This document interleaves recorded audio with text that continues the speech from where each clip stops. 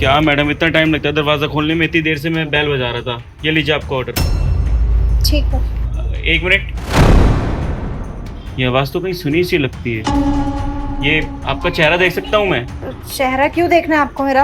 क्योंकि ये आवाज़ सुनी सी लग रही है। मुझे पता है कि ये आवाज़ मेरी बहन की है जो मेरा घर छोड़ के आई है। ये तुम दीप्ति हो ना? क्या बोले जा रहे हैं आप? ये कौन दीप्ति? मैं किसी दीप्ति को नहीं जानती हूँ। आपको शायद कोई गलतफहमी हुई है। आप जाइए। दीप्ति सुन। हाँ भैया। देखा, मुझे पता था कि मेरी बहन मेरी आवाज़ ज़रूर पहचानेगी और पलट के जवाब ज़रूर देगी। अब मुझे पूरा शक हो गया है कि मेरी बहन दीप्ति है ये। मुझे अपना चेहरा दिखाओ।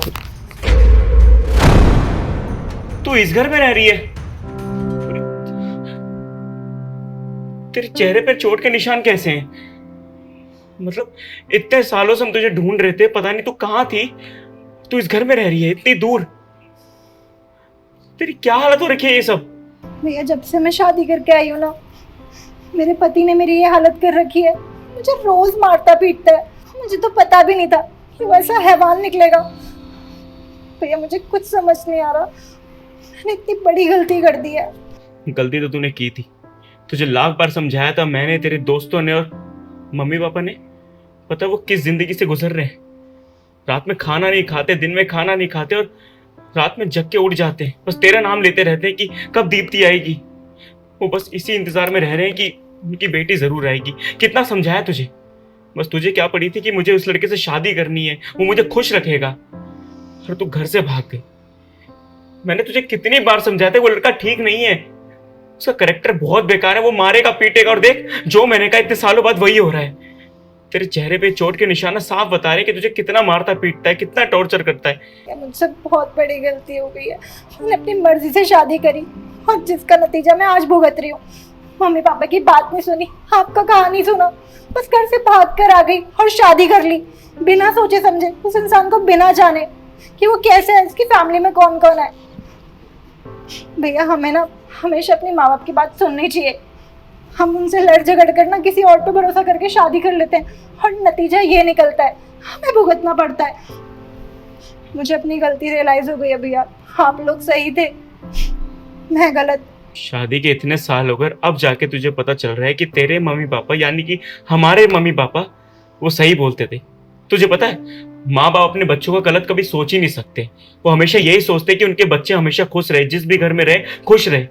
लेकिन तूने तो अपना रास्ता चुन लिया और अपने रास्ते पे चलने के लिए तूने क्या कुछ नहीं किया। घर छोड़ दिया, किसी से मतलब नहीं रखा और ऐसी जिल्लत भरी जिंदगी जी रही है तू।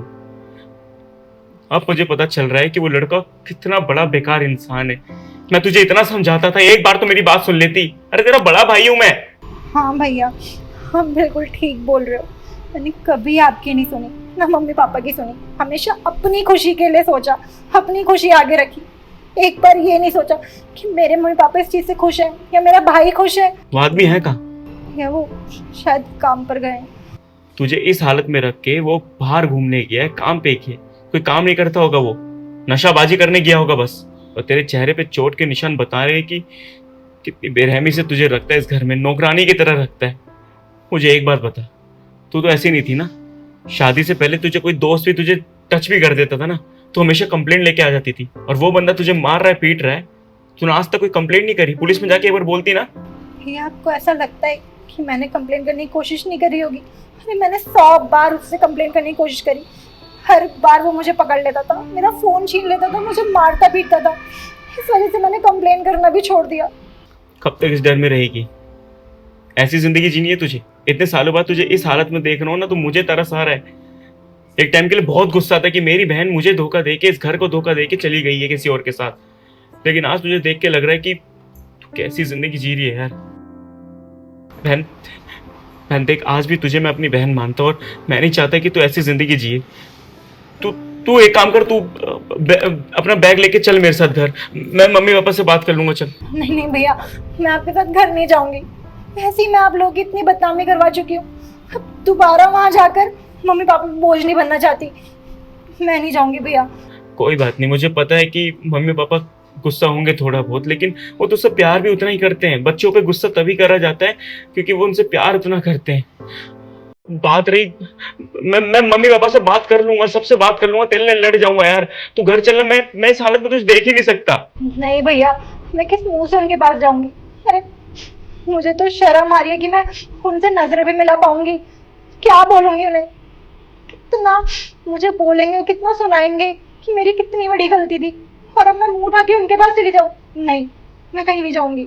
देख दीप्ति, मैं बात रही मम्मी पापा की तो वो तो मान जाएंगे, और समाज की बात रही, समाज तो हंसता है, बस वो तो फ्री की टिकट लेके बैठा हुआ है कि तमाशा देखी। अभी भी हंस रहा है और बाद में भी हंसेगा। मैं उसको फेस कर लूंगा, तेरी जितनी भी परेशानी होगी ना सब कुछ मैं देख लूंगा, लेकिन तुझे इस हालत में नहीं छोड़ के जा सकता। और उस आदमी को ना वो सबक सिखाऊंगा जिंदगी में सोच नहीं पाएगा। पता है तुझे, पापा को माइनर हार्ट अटैक आया था। वो वो ढंग से सांस भी नहीं ले पा रहे हैं। वो घर में अब रहते हैं तो मुझे ये डिलीवरी की नौकरी करनी पड़ रही है। मैंने अपनी पढ़ाई भी छोड़ दी थी। अगर तू आ जाएगी ना दीप्ति, घर फिर से खुशहाली हो जाएगी, सब खुश हो जाएंगे, सब हंसने खेलने लग जाएंगे। प्लीज चल ले यार, मैं सब देख लूंगा। उस आदमी को भी बड़ा सबक सिखाऊंगा मैं, तू चल।